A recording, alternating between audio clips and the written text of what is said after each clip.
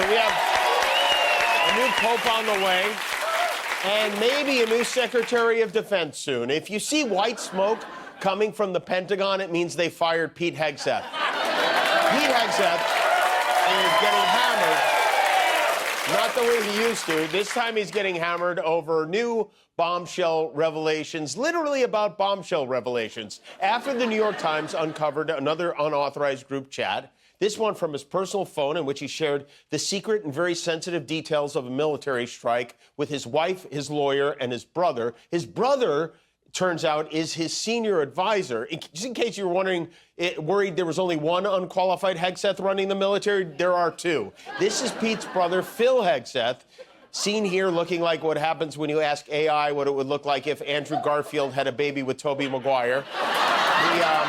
So Pete gave his little bro a big job at the Pentagon, even though the vast majority of his brother's previous work experience was in podcasting. He had a podcasting production company, which is basically a laptop, right? And now he's in the Pentagon. But by all means, let's crack down on that DEI very quickly. You know, my wife and my brother work with me. Not once have I shared my secret war plans for Matt Damon. That's between me and Guillermo Team 6.